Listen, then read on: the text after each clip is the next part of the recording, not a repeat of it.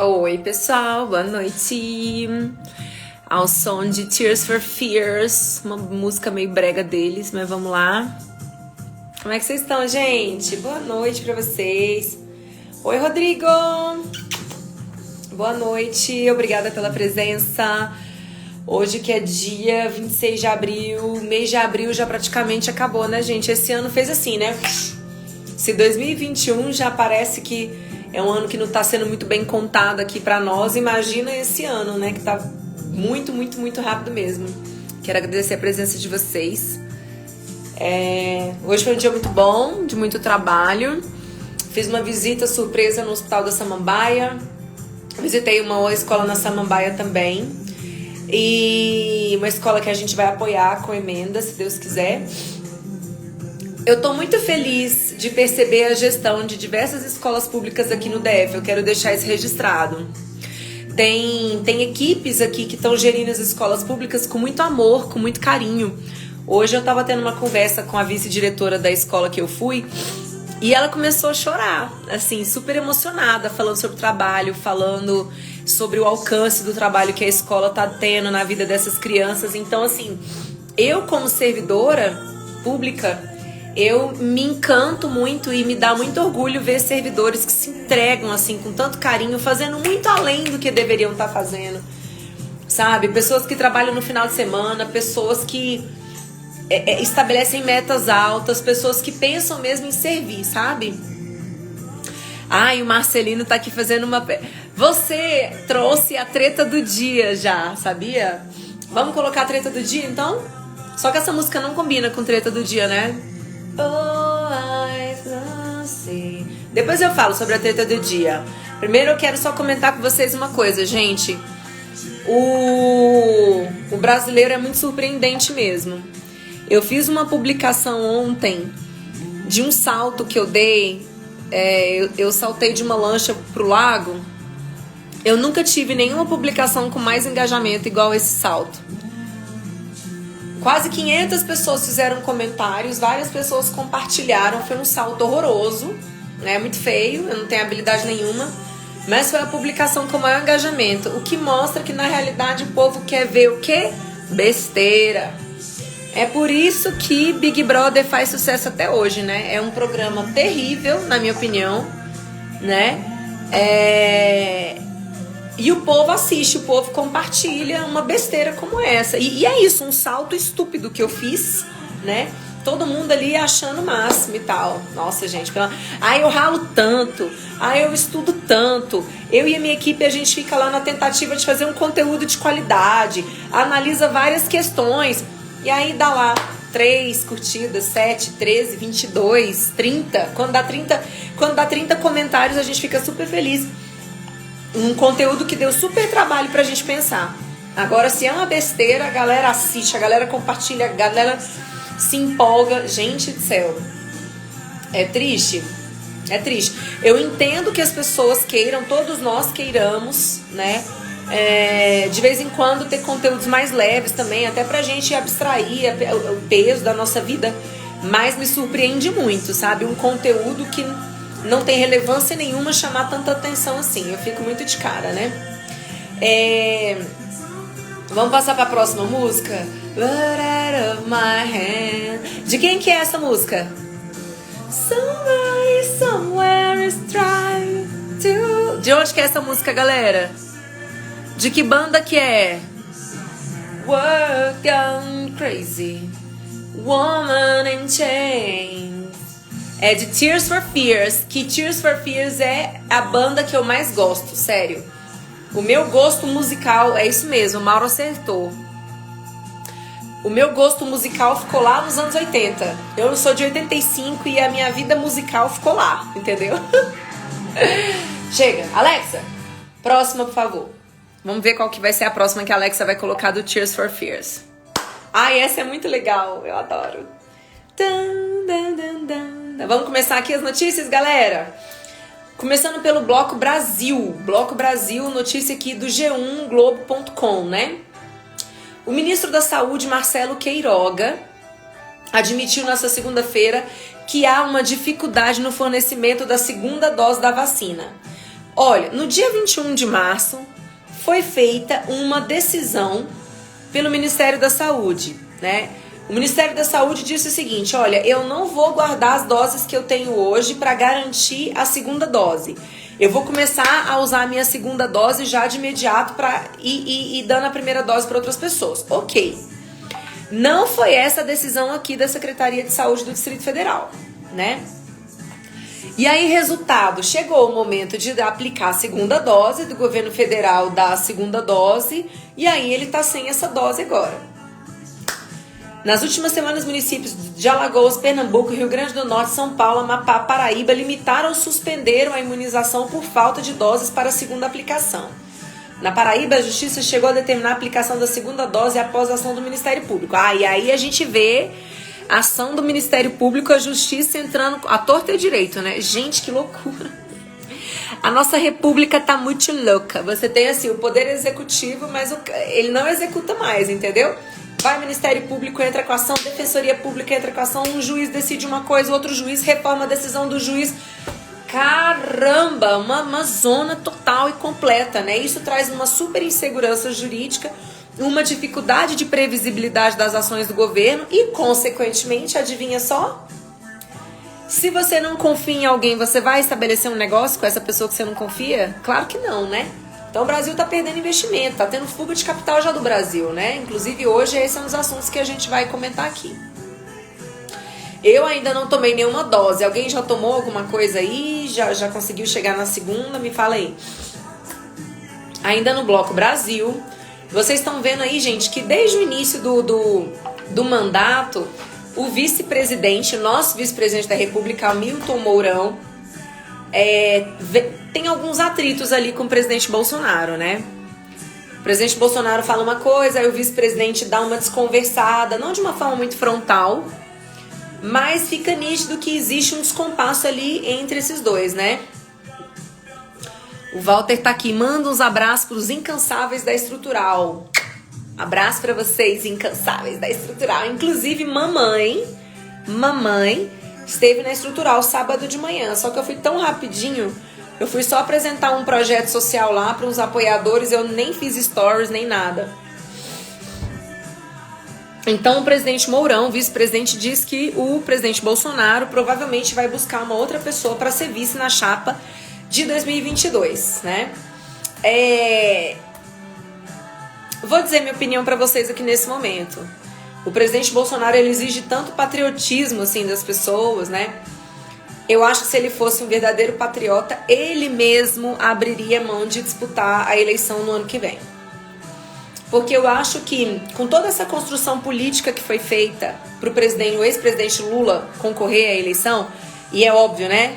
É claro para todo mundo aqui que essa foi uma construção política, né? De dar a elegibilidade novamente para o presidente Lula, para o ex-presidente Lula, que eu acho que vem aí um grande risco, né? Você só uma crise do Covid, você só uma crise econômica, você tem um risco real do PT voltar ao poder. E isso, pra mim, é uma tragédia gigantesca, certo? Então, eu acho que se ele fosse mesmo patriótico, ele faria uma grande união aí com a centro-direita brasileira, apoiando um candidato com uma rejeição baixa, porque a dele tá muito alta. Porque no segundo turno, galera, o que conta? É rejeição. No segundo turno, você vai ter ali... quem vai ter mais chance de ganhar é quem tiver o apoio da outra banda que não foi pro segundo turno. E aí vai depender de rejeição. E neste momento, o presidente Bolsonaro tá com uma rejeição muito alta. Então eu acho que ele deveria unir a centro-direita para poder concorrer e a chance da centro-direita ganhar o ano que vem ser mais factível, né? Ser mais garantida, digamos assim. Só que eu não vejo isso, eu não vejo essa... Peraí, só um momento que minha luz acabou. Ó, tem outra música aí. Eu não sinto presente com essa grande preocupação, né? Enfim. E aí a composição da vice, o vice da chapa, ou ele entra com uma estrutura de um partido muito forte, um partido que tenha tempo de televisão, um partido que tenha fundo eleitoral grande, um partido que já tenha uma base de deputados, de senadores grande, né, que deve conseguir uma base grande, porque o seu vice, ele tem que acrescentar na chapa. E o Hamilton Mourão, que é do PRTB, não é um partido muito forte, né, ele não tá ali acrescentando tanto. Então, por isso que provavelmente nós teremos uma chapa diferente aí com a cabeça do presidente Bolsonaro, mais uma outra pessoa na vice. Vamos ver. O Partido Novo, galera, vai ter o seu candidato próprio. Eu já vou logo adiantar para vocês. Estaremos na disputa. Aí você pode perguntar, Júlia, e no âmbito do Distrito Federal? Aí eu digo, segredinhos. Estão rolando conversinhas, mas eu não vou falar ainda não tá na hora certa, beleza? Vamos lá? Vamos falar um pouquinho sobre reforma administrativa? Uma notícia aqui do Gazeta do Povo, que é um site que eu aconselho vocês seguirem, tá? gazetadopovo.com.br, gosto muito. Prevê que, nessa notícia que saiu aqui, diz que a reforma administrativa pode trazer uma economia, sabe de quanto, gente? 816 milhões de reais de economia nos próximos 10 anos. Imagina isso, que impacto que é. 816 milhões de reais economizados. Essa reforma administrativa que prevê uma forma diferenciada de contratação, a quebra da estabilidade para algumas categorias, a possibilidade de você demitir uma pessoa mesmo ao final do processo do ciclo de avaliação, né? Como é que é, gente? Do estágio probatório. Abre algumas possibilidades para você ir enxugando a folha, né? É uma proposta que foi bastante desidratada pela oposição. É uma proposta que também poderia ser muito melhor e deveria abarcar outras categorias, porque as categorias que são muito privilegiadas, né, que tem um salário muito alto, elas estão de fora dessa reforma, né? Mas, de acordo com cálculos do IPEA, caso a reforma que está hoje em discussão seja aprovada, a estimativa de economia é de 816 milhões de reais. É um grande impacto, viu, gente? É um grande impacto, alivia bastante as contas públicas, dando possibilidade para o Estado fazer investimento, ter maleabilidade mesmo ali do seu orçamento. Porque hoje, em torno de 98% do orçamento do Estado está comprometido com despesa obrigatória. E aí você tem despesa corrente e parte dessa despesa corrente é pagamento de pessoal. Imagina o seguinte, você tem uma empresa. Se você tem uma empresa e ela tem 98% do orçamento já comprometido, você continuaria com essa empresa funcionando? Continuaria? Não, né? É só porque é o Estado mesmo. É só porque o Estado é impositivo. Porque é impossível funcionar, não vai dar certo. E aí as reformas que nós precisamos fazer, estruturais no país, os investimentos que nós realmente temos que fazer, a gente não tem dinheiro para fazer, né?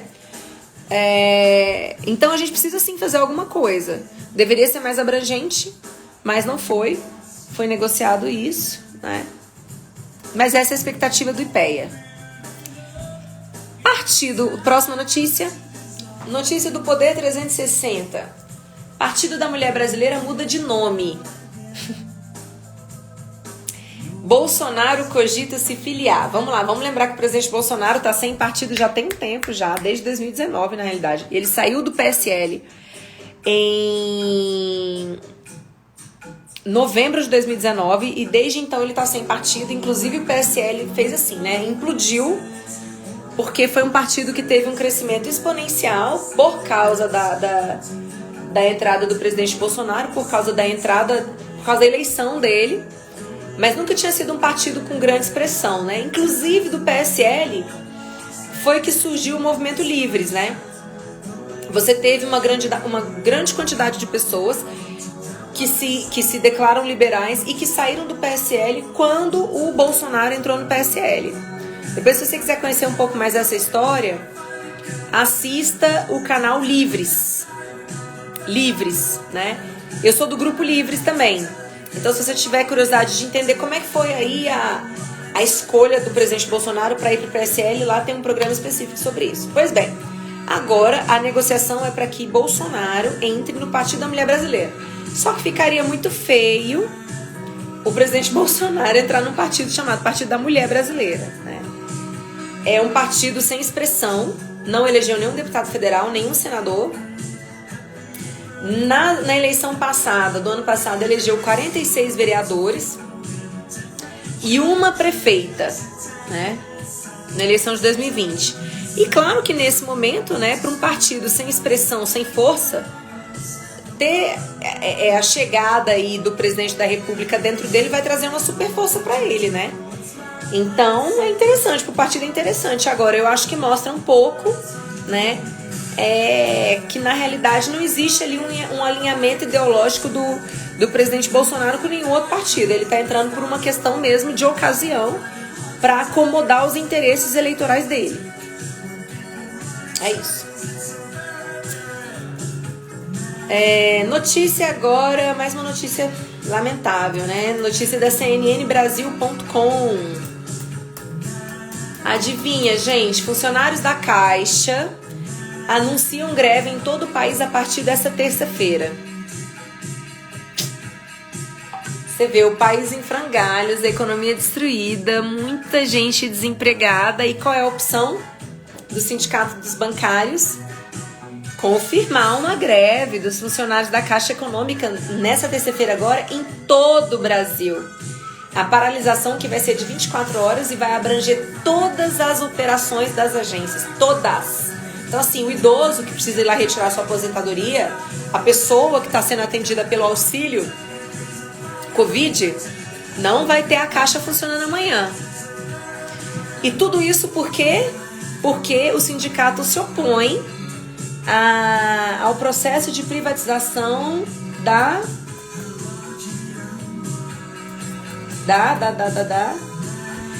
de 15% das ações de um dos braços do banco. Então vai fazer o IPO, né? Ou seja, vai fazer essa entrada aí na bolsa de 15% do banco, e aí os funcionários não aceitam. Os funcionários dizem o seguinte: não, você não vai vender não. Por causa disso, da sua tentativa de venda, eu vou entrar de greve. Ah, mas o país está quebrado, vocês estão com o emprego garantido de vocês, vocês têm o salário de vocês, tem muita gente no Brasil dependendo de vocês. Ah, não importa, não quero saber. Eu simplesmente não quero que privatize. Por que será que não quer que privatiza, né? Será que é porque tem medo de cair nas regras de mercado e o mercado é o seguinte, não trabalhou, tá fora? Eu acho que é isso, né? É uma verdadeira vergonha. Verdadeira vergonha. Greve nesse momento é uma falta de noção. E em boa parte dos momentos também é uma falta de noção de entender a realidade do resto a realidade do resto do povo do Brasil, né? Vamos lá, gente. Voltando para a política agora, uma notícia do CNN Brasil. Vai ser instalada a CPI do Covid do governo federal, hein, galera? Depois de idas e vindas, tal, vai, não vai, vai investigar governo federal, vai investigar governo municipal. Pronto, tá decidido, a CPI vai ser instalada e vai ser instalada amanhã e de forma presencial. Alexa, próxima. Vai ser instalada de forma presencial pelo presidente do Senado, Rodrigo Pacheco, que é de Minas Gerais. E aí, galera, a presidência, e quem vai ser o presidente da CPI? Lembrando que é o presidente que convoca as reuniões, que organiza ali a chamada de quem vai ser escutado, né, de quem vai fazer as oitivas. Então, a disputa da presidência da CPI hoje está entre dois senadores. Omar Aziz, que é do PSD, to be with me alone, e Eduardo Girão, que é do Podemos, certo? E aí, galera, tanto um quanto o outro não se declaram base de apoio ao governo, pelo contrário, né? O Eduardo Girão se coloca de uma forma muito independente. E aí, neste momento, né, a notícia é que o governo federal errou muito na articulação. não tomando conta da indicação que os partidos fizeram para quem vai compor a CPI. Vamos lá, a CPI tem quantos membros?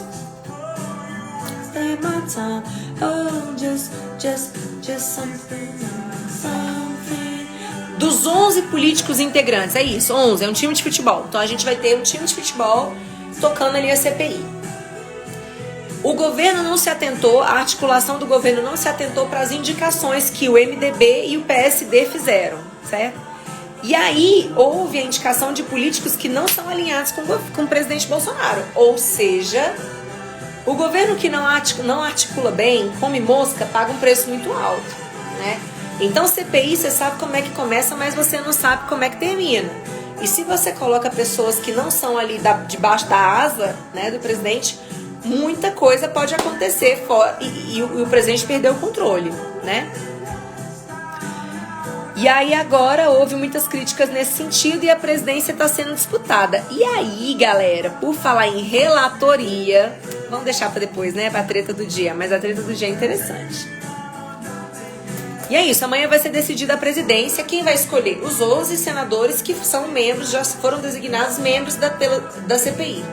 Como é que você escolhe os membros de um colegiado, como é o caso de uma CPI?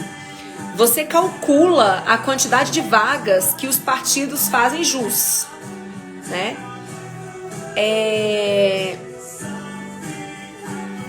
Os partidos, eles têm lá um número X de vagas. Então vamos supor, o PSD, eu não sei quantas vagas coube ao PSD, mas vamos supor que seja 2. Então o PSD vai indicar 2 senadores, tá certo?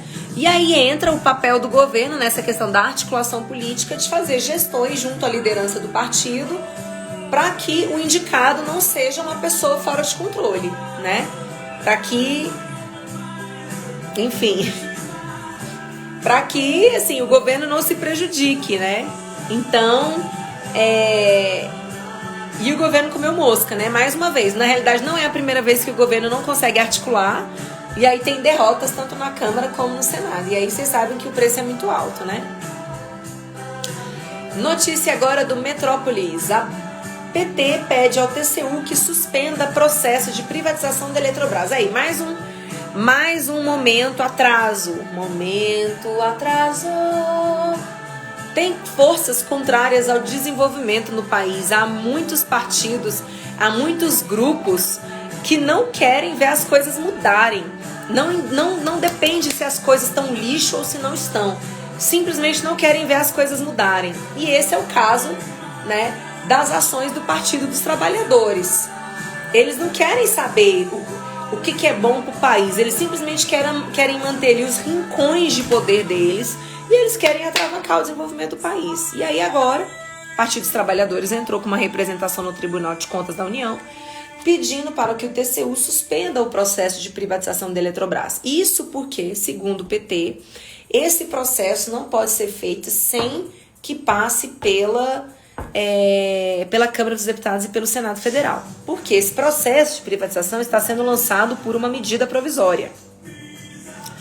Lembra que eu falei para vocês o que é medida provisória? Medida provisória é um instrumento legislativo de competência exclusiva do Poder Executivo. É o presidente da República que edita medidas provisórias. E assim que elas são editadas, elas já começam a valer com força de lei. E aí elas vão viger por pelo menos 120 dias. E durante esse período de vigência da medida provisória, ela está ali vigendo, ela está gerando relação jurídica, ela está funcionando, né? Ela pode depois ser convertida em lei ou não, né? Então eu não sei qual que vai ser a posição aqui do Tribunal de Contas da União. Eu até quero fazer uma live com alguém específico desse tema para ver se deveria ou não passar pela Câmara.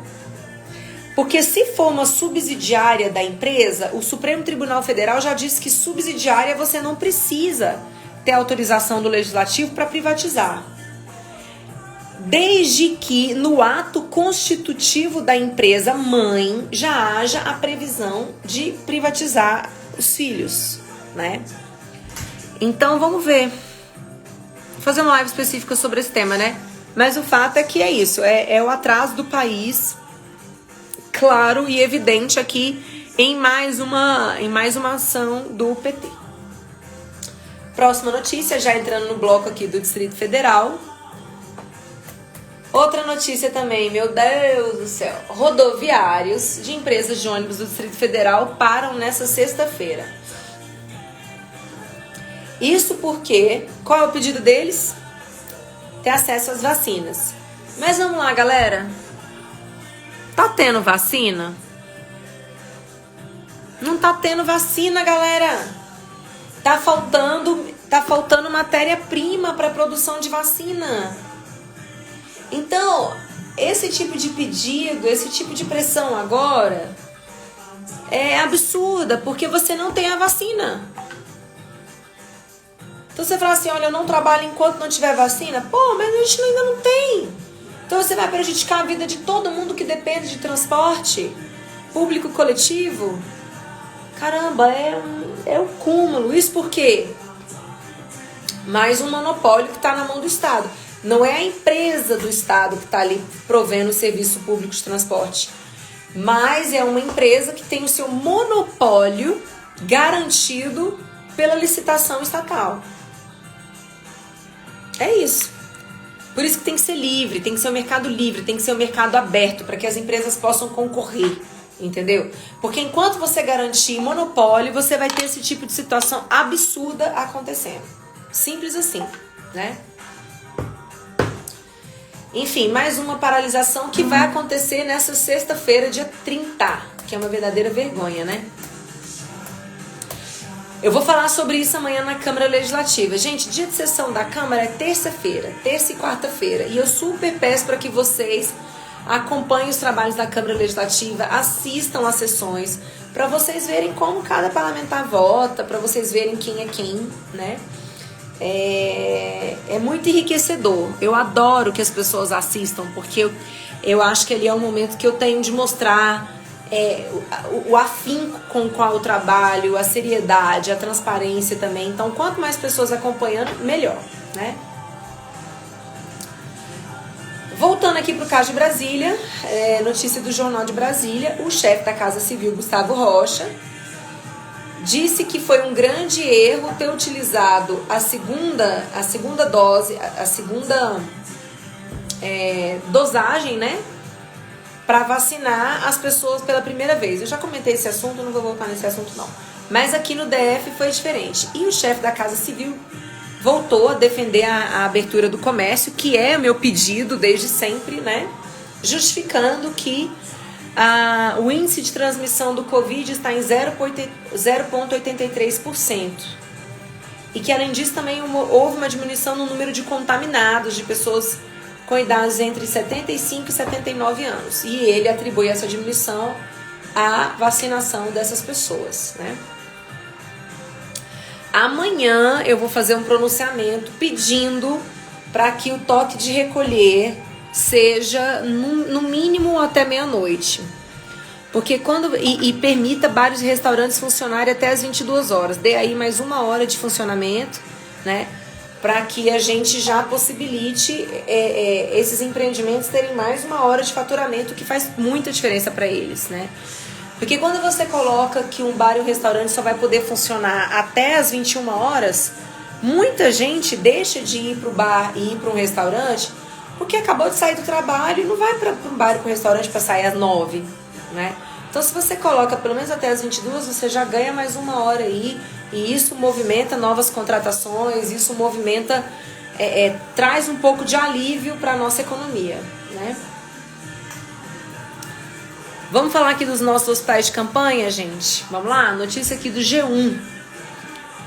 Após novo adiamento, o GDF prevê inaugurar um dos hospitais de campanha em até 10 dias. Veja bem que foi feita a promessa de entrega de 3 hospitais de campanha, certo? Até quando? Até dia 14 de abril. Foi feita a entrega? Não, nenhum deles até hoje, né? Aí hoje, numa coletiva do secretário Osnei Okumoto, que é secretário de saúde, ele disse que em até 10 dias será feita a entrega do primeiro hospital. Só que detalhe, a promessa tinha sido para quê, galera? Entregar leito de UTI.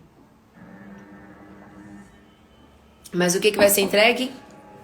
Leito de UCI.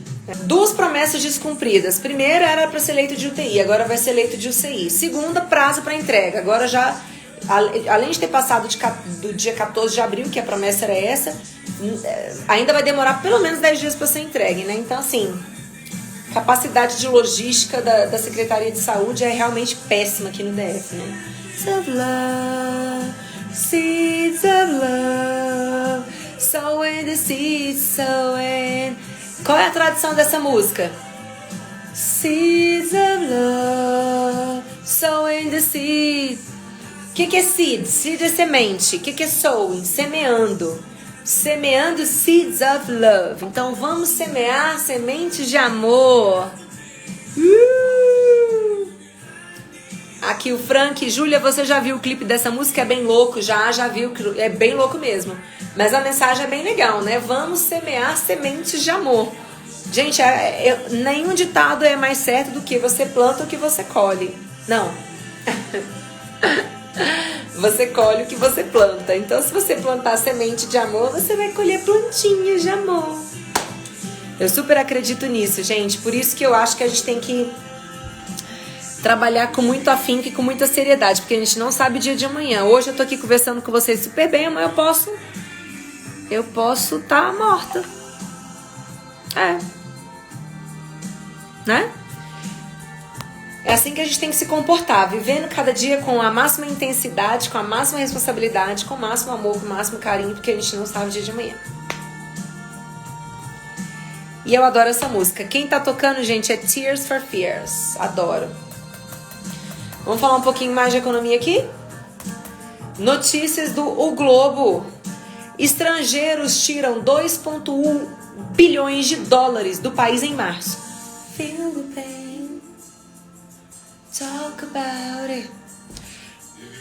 Fuga de 2,1 bilhões de dólares do país agora no mês de março. E tudo isso porque houve o agravamento da pandemia aqui no Brasil, né? O Coxinha ao Cubo tá aqui. Cuidado com o lago, precisamos de você no Buriti. Ai, meu Deus, esse lago deu o que falar, meu Deus. Gente, mas quando eu fui pular, eu não tinha noção de que era tão alto. Entendeu? Quando eu fiquei em pé, eu falei, cacete, agora eu vou ter que pular de qualquer jeito. Era muito alto. Tanto que meu corpo pegou ali um embalo, quase que ele deu uma cambalhota, sem querer. Nossa, foi muito tosco. Mas pode deixar, eu tô me cuidando.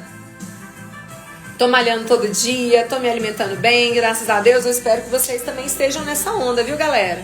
Vamos cortar açúcar da nossa vida? Pelo amor de Deus, vamos cortar sódio, vamos cortar gordura. É sério, galera, é sério. Atividade física, já tem vários estudos que já mostraram que as pessoas que tinham uma rotina de atividade física mais intensa tiveram muito mais resistência ao Covid, e se pegaram o Covid não ficaram tão mal assim. Então é sério, gente. Obesidade é um problema de saúde, pressão alta, sem falar da saúde mental, né? Adoro o refrão. To be on your world, smaller your eyes. Eu não sei cantar. Open your eyes. Vamos abrir os olhos. E por que eu faço Júlia Lucy News todo dia, apesar de trabalhar o dia inteiro? Porque eu acho que aqui é o momento da gente se conhecer, de a gente comentar notícias, de ajudar todo mundo aí a enxergando cada vez mais. Eu aprendo com os comentários que vem aqui, eu acho que vocês podem também ir aprendendo também aqui. E compartilhe a iniciativa do Júlia Lucy News com o máximo de pessoas possível, gente. Quanto mais pessoas assistirem, melhor. Mais a gente desmistifica as coisas, né? Falando agora aqui um pouquinho sobre economia, né? A gente teve aí uma perda de investimento no Brasil, porque muitas pessoas, obviamente, quem investe dinheiro quer ganhar dinheiro, né? Essa é a lógica da vida de quem pensa, de quem raciocina e de quem está colocando dinheiro próprio, né?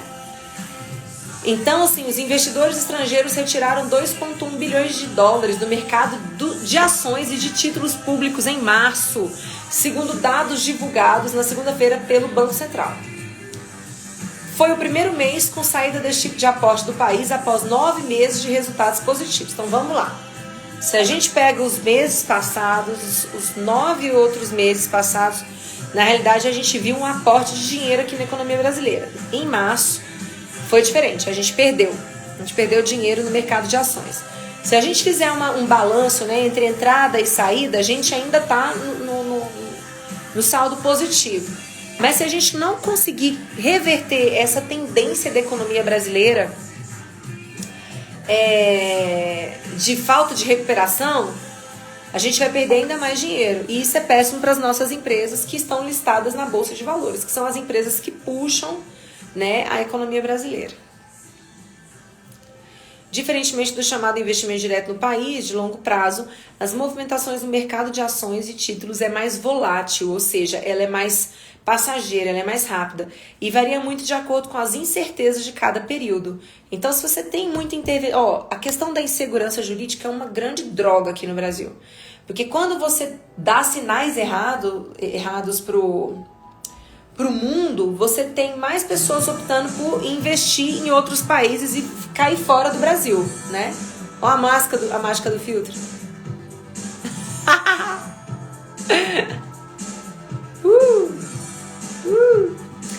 Então, por isso que a gente tem que respeitar as instituições, a gente tem que escolher bem quem vai tomar as decisões políticas, porque quanto mais bagunça a gente fizer na nossa economia, menos dinheiro vai entrar no Brasil. Mais pobres ficaremos. Falando também de Banco Central novamente, uma notícia da Infomoney, essa música também é muito boa. How can I be sure? Banco Central corre risco de ter de subir novamente o juro além do previsto. Diz Loyola. Gente, vamos lá. Para você ter o controle da economia, para você manobrar na economia, você tem duas grandes políticas. Você tem a fiscal e você tem a monetária. Então, quando você mexe na sua taxa de juros, você está mexendo na economia na política monetária. Para que serve taxa de juros? A taxa de juros serve... Quanto maior a sua taxa de juros, mais incentivo você dá para as pessoas pegarem o seu dinheiro, pouparem o dinheiro em investimentos de renda fixa. Porque vale a pena, o juros está alto, então se você tiver seu dinheiro guardado, você vai ganhar com o aumento de juros, certo? Certo. Ou seja, você retira dinheiro da economia, as pessoas consomem menos e pegam o seu dinheiro e colocam na poupança. Tá. Júlia, qual é a vantagem das pessoas consumirem menos? Qual é a lei mais básica da economia, galera? Lei da oferta e da demanda. Então, se você tem menos pessoas comprando, a sua demanda cai. Quando você tem a demanda caindo, você tem o mesmo número de produtos e a demanda cai, o que vai acontecer com esse produto? O preço dele vai cair. Se a demanda cai, passou um tempo, o preço cai. Quando você tem uma queda generalizada dos preços, você tem uma deflação. Ao passo que, se você tem uma queda generalizada dos preços, você tem uma inflação. E nesse momento no Brasil, nós estamos vivendo uma inflação. Todo mundo aqui sente, né? Caramba, vai pro mercado fazer compra, é desesperador. Tá caríssimo, as coisas estão muito caras. E por que tá caro? Por que a gente está tendo inflação? Porque houve uma diminuição da produção, várias indústrias fecharam, várias fábricas, você paralisou a economia. E aí, como você paralisou a economia, você teve menos produção, a demanda constante, o preço dos produtos aumenta, e aí você tem uma inflação. Então, para conter esse cenário de inflação, o governo prevê um aumento aí, na realidade o Copom já elevou em 0,75 de juros, né? Então hoje ela está em 2,75 e muitos analistas acreditam que a próxima correção vai ser ainda maior que 0,75. Aí nesse caso você tem um estímulo para investimento em renda fixa, para as pessoas deixarem de consumir. É assim que funciona, essa é a lógica. Essa é a lógica do mercado. Vamos ver qual vai ser a decisão do Banco Central agora, né? Lembre-se que isso se relaciona à política monetária, beleza? Depois a gente fala um pouquinho mais sobre política fiscal. Notícia internacional, agora da BBC de Londres. A BBC traz informação de que o governo dos Estados Unidos vai doar 60 milhões de doses da vacina da AstraZeneca nos próximos meses. Canadá e México já receberam doações de 4 milhões de doses, respectivamente. Então vamos lá, os Estados Unidos estão doando para quem? Canadá e México. Faz sentido? Sim. Países fronteiriços, então é melhor ajudar a imunizar a população desses dois países, porque acabam comunicando ali com o território americano, né? E também os Estados Unidos anunciou que vai contribuir doando vacinas também para a Índia. Vocês estão acompanhando o caso da Índia, gente? Lá tá caótico. Número de contaminados altíssimo. E já houve a morte de 22 pessoas por falta de oxigênio em Nova Delhi. Triste pra caramba, né? É um país extremamente populoso e, assim, se cresce muito, torna uma coisa incontrolável, né? Então, de fato, é necessário ajudar a Índia a se imunizar o mais rápido possível, né? E aí foi perguntado, né? Será que os Estados Unidos vai colaborar com o Brasil? Vai doar dose para o Brasil? Ainda não foi respondido nada nesse sentido. Notícia agora do The New York Times. Uma notícia ruim. Uma notícia bem ruim. CNN destacou um incêndio que aconteceu no hospital de Bagdá, no Iraque, que deixou pelo menos 82 pessoas mortas. A maioria dos pacientes eram pacientes de Covid. A tragédia foi causada por um tanque de oxigênio que explodiu, provocando incêndio. Gente, se eu contar pra vocês que hoje eu fiquei sabendo que o hospital de Samambaia não tem uma saída de emergência. Então, se começar um incêndio no hospital de Samambaia, não tem saída de emergência. Não tem. Então isso foi... A chance de muita gente morrer queimada é enorme. Então depois que o diretor me contou isso, eu fiquei assustada. Já pedi para eles providenciarem um projeto, né, para construção de uma saída de emergência. Inclusive eu vou falar isso na sessão plenária de amanhã. Porque imagina se acontece um incêndio assim, meu Deus do céu. É um absurdo que certas construções sejam feitas sem esse tipo de previsão, né? Como é que você constrói um hospital sem saída de emergência? É absurdo, né? Só podia ser no poder público mesmo, né? Esse tipo de coisa, né, gente? Notícia do The New York Times. Destaca a lamentável situação da Venezuela. A Venezuela que tá indo de mal a pior há décadas já, né? Com a economia em frangalhos, criminosos e insurgentes têm tomado conta de boa parcela do país. Em especial nas pequenas cidades do interior que estão devastadas pela fome e pelo desemprego.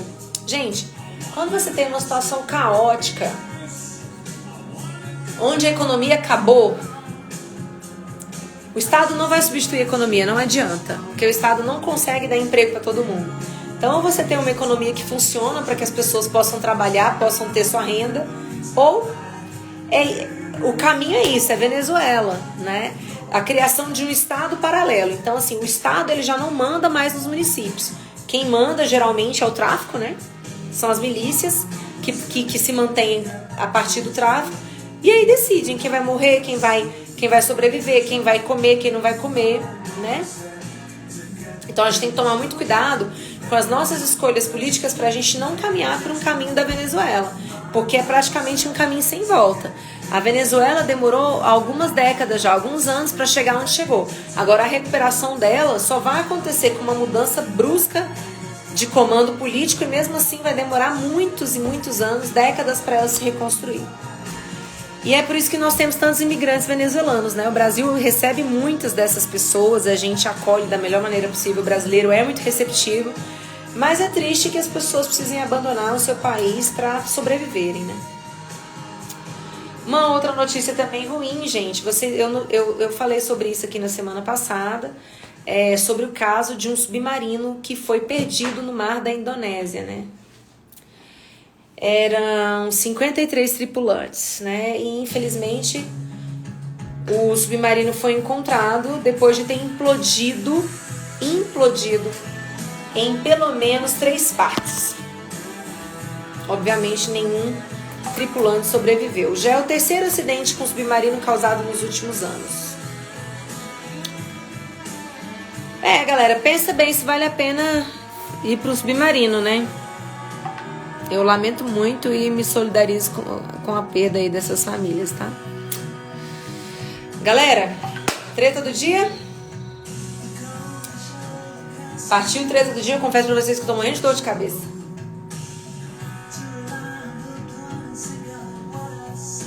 Alexa, próxima. Vou comentar a treta do dia pra gente poder fechar a nossa live, beleza, galera? Justiça, notícia do Metrópolis. Justiça barra Renan Calheiros como relator da CPI da pandemia. Tá, vamos lá. Como é que foi essa treta aí? Renan Calheiros, que é do MDB de Alagoas, right? Foi indicado para ser um dos 11 jogadores de futebol lá que vão ficar na CPI do Covid. Há 2 posições muito importantes dentro de qualquer CPI, quais sejam presidente e relator. O presidente é importante porque ele vai decidir a ordem de chamada de quem vai ser escutado, ele vai organizar as reuniões, enfim. Ele controla a pauta. Basicamente, o poder do presidente é controle da pauta. Já o relator tem o poder de analisar as provas arroladas e fazer um relatório sugerindo indiciamento ou não. Claro que o relatório ele pode ser acolhido pelos integrantes da CPI, precisa da maioria ali votando favorável, mas o relatório pode não ser acolhido também, né? E aí, quem tinha sido indicado para ser o relator da CPI era ninguém mais, ninguém menos que o Renan Calheiros. Quem aqui não conhece Renan Calheiros, né, galera? Aí o que aconteceu? A Carla Zambelli, que é deputada federal pelo estado de São Paulo, é do PSL, é uma super apoiadora do presidente Bolsonaro, entrou na justiça, na 2ª Vara Civil do Distrito Federal, exigindo que Renan Calheiros não fosse o relator da CPI, alegando que ele não tem reputação ilibada para ocupar o cargo. E aí, gente, eu fico surpresa a começar com esse tipo de ação, né? Uma deputada entrar na justiça para intervir num ato do Senado. Eu já acho isso estranho. E o mais estranho ainda é a decisão do juiz que deu agora num despacho, e é uma decisão liminar, dizendo que o Renan Calheiros não vai poder ocupar a relatoria da CPI. O argumento que a Carla Zambelli apresentou falou o seguinte: só no Supremo Tribunal Federal há 43 processos contra Renan Calheiros. Então, como que essa pessoa vai ser relator de um CPI? Caramba, eu concordo. Mas eu não acho que a justiça tem que ficar metendo bedelho nas casas legislativas. Ai, gente, minha cabeça está estourando. Eu não acho. Eu acho que cada casa se controla e faz o que tiver que fazer. Entendeu? A justiça não tem que ficar metendo bedelho, né? Então a gente está vendo uma constante intervenção do judiciário na política, tanto no executivo como no legislativo, e boa parte dessa intervenção é provocada exatamente pelos congressistas. Então, assim, eu acho que não é assim que tem que funcionar. Eu acho que o Senado tem que ser autônomo para tomar suas decisões, assim como a Câmara também tem que ser. Essa é a minha posição. Obviamente eu não defendo a relatoria nas mãos do Renan Calheiros, mas eu não acho que um juiz deve tomar a decisão sobre quem vai ocupar a relatoria ou presidência, ou enfim, tomar qualquer decisão dentro de uma casa legislativa. Não concordo com isso. Galera, eu quero agradecer a presença de vocês. É muito bom estar aqui com vocês. Tô bem cansada, tô com dor de cabeça. Vamos encerrar por aqui. Fica o convite para vocês estarem comigo amanhã, participarem da nossa Júlia Lucy News 30 da noite. A Júlia tá aqui. Gostei do pulo de ontem. Pois é, esse pulo tá famoso, gente. Tá famoso no DF. Ai, meu Deus, que engraçado. Mas eu tô bem. Tem muita gente que falou assim, eu tô preocupado com a sua coluna. Você tá bem? Tô bem, tô de boa, tô tranquila. Tá? Tô muito bem, obrigada. Aguardo vocês lá no nosso gabinete. Vai tomar um cafezinho comigo, vai comer um pão de queijo. Vou tomar um remédio pra dor de cabeça, sim. Muito obrigada pela presença, obrigada pelo carinho. Conto com vocês amanhã e chame seus amigos para acompanhar aqui com a gente nossa Júlia Lucy News 30, nosso de cada dia. Super beijo, meus lindos. Tchau, tchau. Beijo. Amanhã, 22h30. Todo dia, 22h30, Júlia Lucy News 30. Beijo.